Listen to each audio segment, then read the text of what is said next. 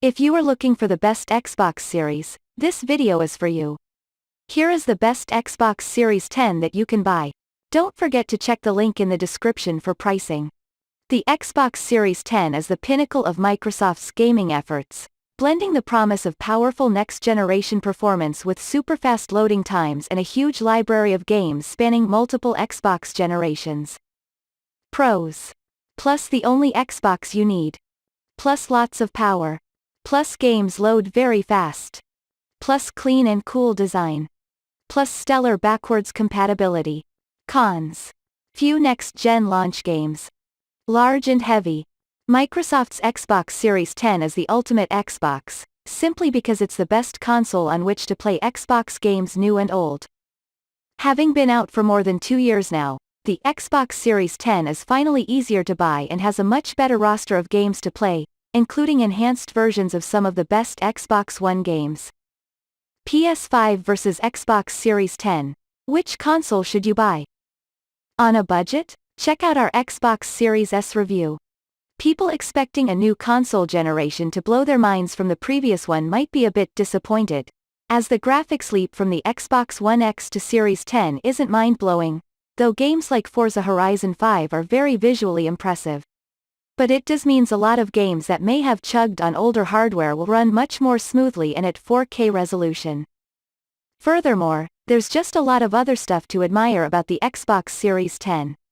So read on for our full Xbox Series 10 review to see whether the new console has been worth the wait, and be sure to check out our guide to the best hidden Xbox Series 10 features, opens in new tab, to get the most out of this console. You'd be forgiven for saying that the Xbox Series 10 looks like a small form-factor PC, because it does, at least when it's standing upright. Its monolithic design could be seen as uninspired, but I rather like the system's clean and unfussy appearance. It's big, however, measuring 15.1 by 15.1 by 30.1 centimeters, 5.9 by 5.9 by 11.9 inches, and weighing 9.8 pounds. The Series 10 is a rather bulky machine, though not as large as the PS5. This means you'll struggle to fit it into an entertainment unit, unless you place the device on its side. There's a quartet of soft pads on one side of the console to show you which way it should be positioned when lying sideways. These also prevent the console from slipping around. I think the Xbox Series 10 looks a little clunky and clumsy on its side, a bit like the love child of an audio amplifier and a brick. I keep mine upright and sitting partially behind my TV, and it looks rather nice in that space, particularly as you can peer into the top vent of the console, which has some green accents around the holes towards the middle. Given that the Series 10 sucks in cool air through the bottom of the console and vents it out the top, I think orienting the console vertically is probably better for its cooling system. Speaking of which, that system runs very quietly and coolly, though you can feel a waft of heat if you touch the top vent. It's a testament to the engineering Microsoft has put into the Series 10, given its powerful hardware in a rather compact form. You'd struggle to make a gaming PC this small with equivalent capabilities. In fact, while it might look a little clunky peeking out from behind my TV, I think the Series 10 looks rather good sitting on a desktop. If you plan to plug the system into a 4K or high refresh rate monitor, you could be pleasantly surprised. While I wasn't a fan of the VCR-like look of the original Xbox, the Series 10 appears to be borrowing from the clean design of the Xbox One X, only making it bigger. There's no light bar here or spinning LED rings. Rather, the only illumination comes courtesy of a dual Xbox power button that glows a clean white when the Series 10 is turned on. I don't think the Xbox Series 10 will go down in console history as a high point in tech design. But the simple aesthetic isn't likely to age rapidly, and I reckon it'll easily become something that melds into your entertainment setup. As an aside, there was some chatter about concerns that the Xbox Series 10 vents can get clogged with dust, but there's been no hint of this with the Series 10 consoles the Tom's Guide team has. Keeping with the clean look, the Xbox Series 10 has only a USB 3.1 type A port and a Blu-ray disc drive on the console's front. There's also a wireless controller pairing button. That makes it very easy to quickly plug in a controller to charge, or an external hard drive to transfer games and saves to and from the Series 10. Around the back of the Series 10, there's a much wider port selection. You'll find one HDMI 2.1 port, crucial for gaming at 8K, and allowing TVs with 120Hz panels to take advantage of the 120 frames per second frame rate for certain games. See the best gaming TVs for recommended models with HDMI 2.1. There are also two more USB 3.1 ports, handy for external storage that you plan to keep connected to your console, as well as an Ethernet port and Kensington lock. There's no optical audio connection or HDMI in port, like there were on the Xbox One and One X. However, dropping optical audio is likely to be a pain for only people with powerful audio systems, and the HDMI connection can still carry Dolby Atmos and surround sound signals. We're not really sure if many people use the HDMI in, so dropping it from the Series 10 isn't a big deal. It also avoids any chance of plugging an HDMI cable into the wrong port, then wondering why your TV isn't getting a signal, something that's happened to me before. The most noteworthy port, however, is the expansion slot. This is for the proprietary external PCIe 4.0 SSD that will let you expand the Series 10 with an extra 1 TB of speedy storage. You'll be disappointed if you were expecting a big user interface change with the Xbox Series 10, as its UI is pretty much identical to that of the Xbox One. That's not a bad thing, as that UI was pretty comprehensive, with a whole suite of options from managing games and apps, to transfer data between drives, to finally calibrating HDR displays and audio kit. There are all manner of interesting options that carry over from the Xbox One to the Series 10, such as the ability to remotely access your console and stream games over a local Wi-Fi connection. Eventually, we expect to be able to stream games from the Series 10 over cellular broadband. But that was part of Microsoft's Project X Cloud game streaming initiative, and has yet to be integrated into any Xbox console. However, if you have an Xbox Game Pass Ultimate subscription, you can stream a range of Xbox games to an Android device, and those will sync with the progress you've made on the Series 10 or Xbox One. In fact, cross-platform syncing is one of the joys of the Series 10.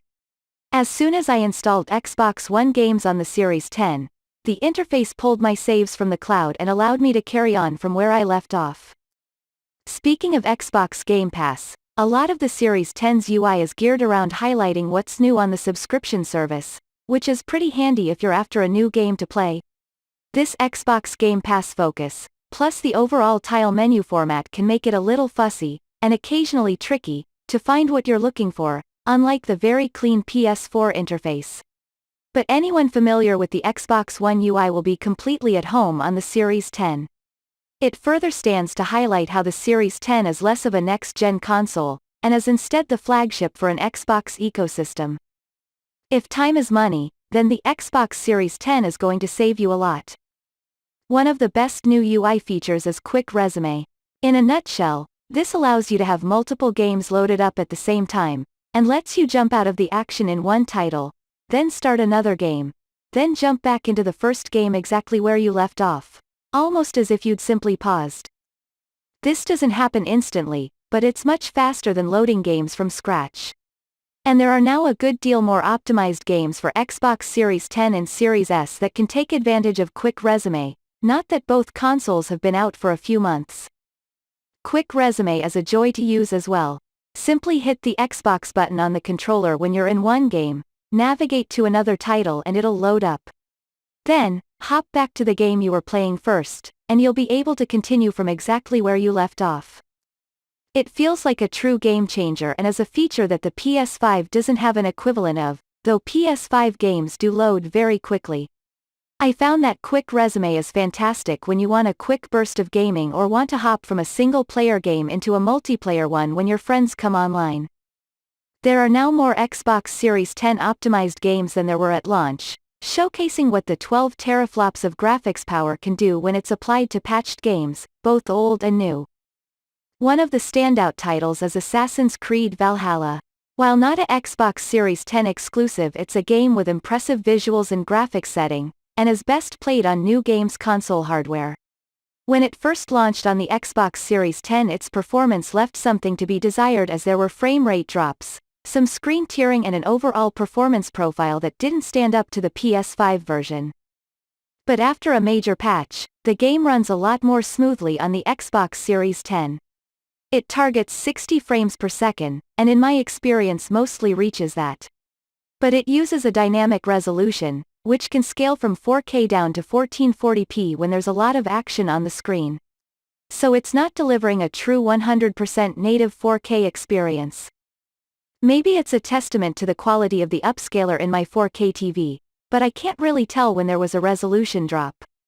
And for a game that looks as good as Assassin's Creed Valhalla, it's impressive that a $500 box is pumping out crisp visuals and a steady frame rate. Similar performance on a PC would require an investment of at least $1,000. Gears 5 is one title that has been given the full Xbox Series 10 optimization treatment. That means it can run at 4K resolution and 60 frames per second, or 120 FPS if you have a compatible TV. If you own an Xbox One X, then you may have already played Gears 5 at 4K and 60 FPS, as the console supports that. However, that's a best-case scenario, and the One X will downscale resolution in favor of frame rate when there's a lot going on in the game. This can still happen on the Series 10 optimized version of Gears 5, but the 12 teraflops of graphics power means that the system usually maintains a 4K presentation and a reasonably steady 60 FPS. Again, that might not sound too impressive until you realize there's quite a bit going on to upgrade Gears 5's visuals over the One X version. It's basically using the Ultra settings found in the PC version, which improves texture detail, though you'll need to look pretty closely to notice huge differences, as well as better lighting and improved shadow details. The game also uses something called screen space global illumination, which could be best explained as a ray tracing light. This has the result of illuminating areas that might otherwise be a lot darker, as well as showing muzzle flashes reflected in the chunky Gears armor.